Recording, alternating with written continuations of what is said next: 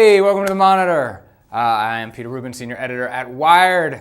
And this week we have the return of Tony Stark. No, not Ghostface Killer. I'm talking, of course, about the Marvel Cinematic Universe's most charismatically acted superhero. Robert Downey Jr. brings his beloved, idiosyncratic, flawed Tony Stark / Iron Man to screens with Iron Man 3 this week. It is officially the beginning of popcorn blockbuster season. What's nice about this is the franchise manages to bounce back from the nadir that was the Mickey Rourke-saddled Iron Man 2.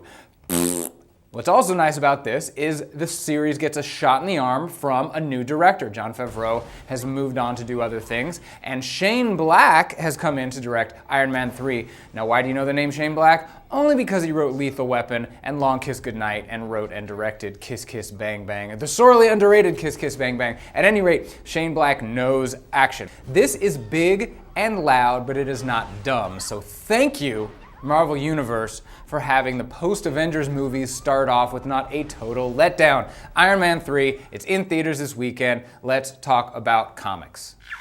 A few years ago, on Top Cow Comics, there was an imprint called Joe's Comics, and it was creations from the mind of J. Michael Straczynski, who you know from work in comics and TV and film.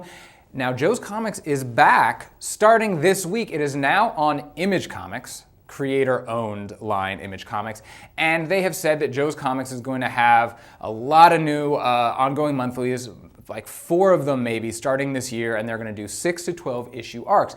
Now, the first one is called 10 Grand, and it is written by J. Michael Straczynski himself and drawn by Ben Templesmith, who's where you probably know from 30 Days of Night. It's a tale of a supernaturally doomed hitman turned private investigator who kind of strikes a deal not with the devil but with an angel. It's paranormal, it's creepy, it's got a little bit of saga in it, it's got a lot of Hellblazer in it. I really like what they're doing so far. It's a nice start. It's 10 grand. It starts this week on Image / Joe's Comics. So pick that up. Let's talk about the little screen, television, the idiot box.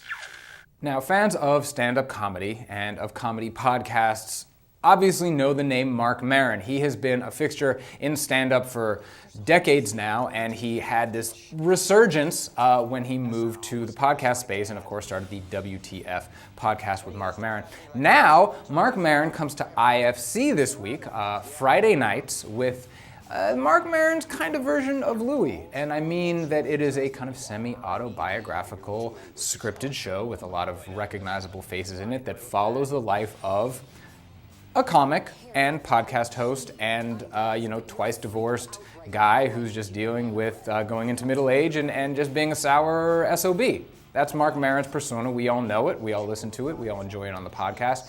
It is in front of the camera now, and there's a ton of people. I mean, Judd Hirsch is in it as his dad, and there's a ton of comedy stars that pop up, Anthony Jeselnik and Dave Foley, and you name them from Comedy Today or even Comedy Yesterday, and probably they're gonna pop up on this series. It's not Louis. I don't want you to think that it's Louis, but I mean that as a compliment.